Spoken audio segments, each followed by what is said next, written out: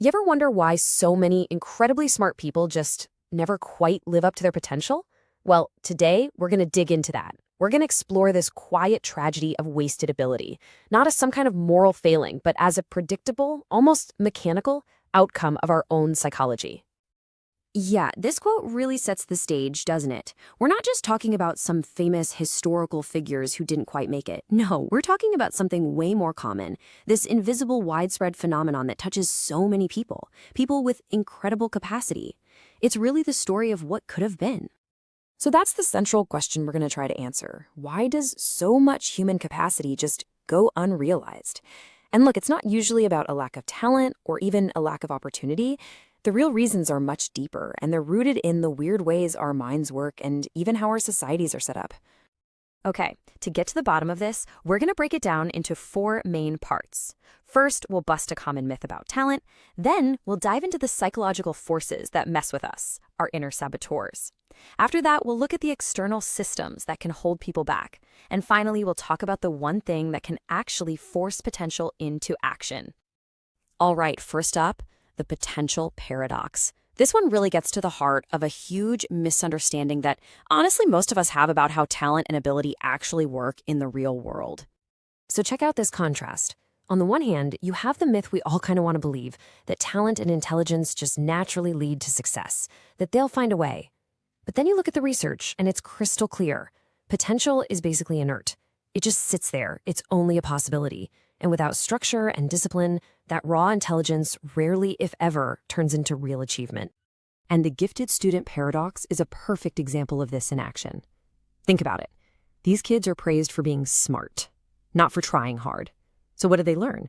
They learn that effort is for people who aren't naturally gifted. And this, as Carol Dweck's research on mindsets has shown, creates what's called a fixed mindset. So when they finally hit a real challenge, something that doesn't come easy, they back away. Why? Because struggling feels like a threat to their entire identity. It feels like proof they're not so smart after all. And just like that, their potential actually becomes a liability.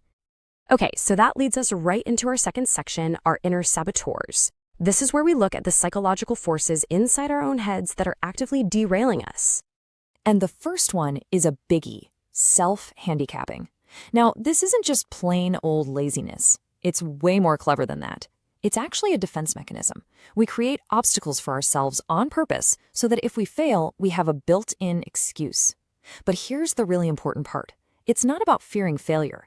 It's about fearing what failure might say about us, fearing the discovery of where our actual limits are. And you see this play out all the time, right? The endless planning but never actually doing anything. Starting a bunch of projects but never finishing a single one. Procrastinating on the really important stuff. It's all about keeping your potential safe and sound in the world of what if. It stays a hypothetical where it can never actually be tested and never be proven wrong. All right, our next inner saboteur is literally baked into our biology. It's the brain's bias for energy efficiency. See, our brains didn't evolve for climbing the corporate ladder or writing a masterpiece. They evolved to conserve energy. So once our basic survival is taken care of, our brain's default setting is to just chill. It wants comfort, predictability, low effort. It does not want difficult, long-term growth. And this is where our modern world becomes a huge problem. This ancient bias is now on overdrive. We're surrounded by endless entertainment, constant distraction, and easy pleasure. It's why potential so often stagnates, not in times of hardship, but in times of moderate comfort and stability. That feeling of urgency, the friction you need for real growth, it just dissolves. Okay. The third saboteur is a really ironic one, analysis paralysis. And here's the kicker, the truly wild part.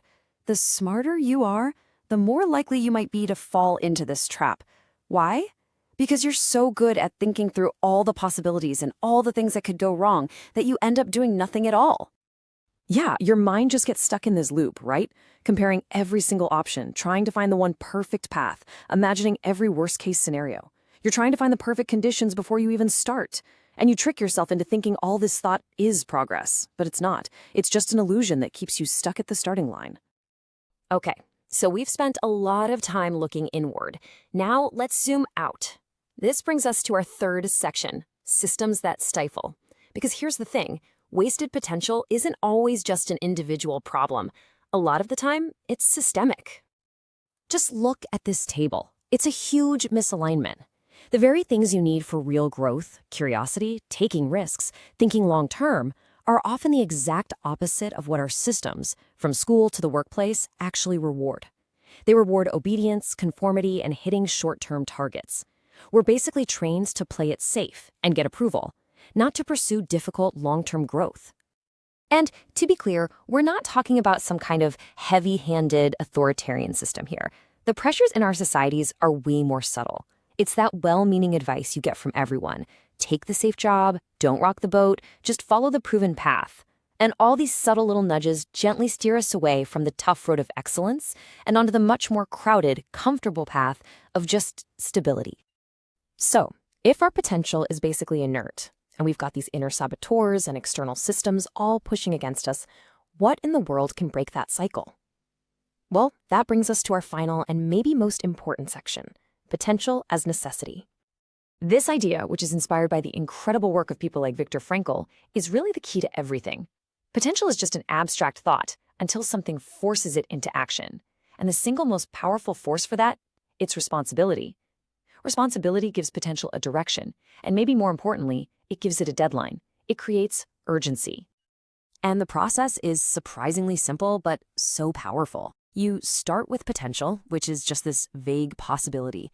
Then you introduce responsibility, and that creates real, unavoidable consequences. And suddenly, that abstract potential gets transformed into a concrete necessity. Action is no longer optional. I mean, we see this play out constantly. It's the student who somehow writes a brilliant paper the night before it's due. It's the new parent who discovers they can function on 3 hours of sleep. It's the entrepreneur who has to make payroll. When the consequences are real, when failure is not an option, we are forced to find a way to rise to the occasion. So let's wrap this up. If there's one single thing to take away from all this, it's this. Wasted potential is not a moral failure. It is not a character flaw. It's the predictable, logical outcome when our built-in psychology runs up against a modern world that is full of comfort and that encourages us to avoid risk. You know, realizing our potential isn't about some magical moment of inspiration. It's about deliberately building a framework for yourself. And as we've seen, that framework depends on these 4 things: structure, discipline, responsibility, and, discomfort. Notice something they all have in common. None of them are easy. They all require pushing back against that natural pull towards what's comfortable. And that right there is the true tragedy. It's not about failing. Failure is actually a sign that you're trying, that you're growing. The real tragedy is living a life so carefully, so safely, that you never fully test what you could have become. You never even give yourself the chance to find out. So I'm just going to leave you with this final question to chew on. What could we all become if we consciously traded a little bit of our comfort for some real consequence?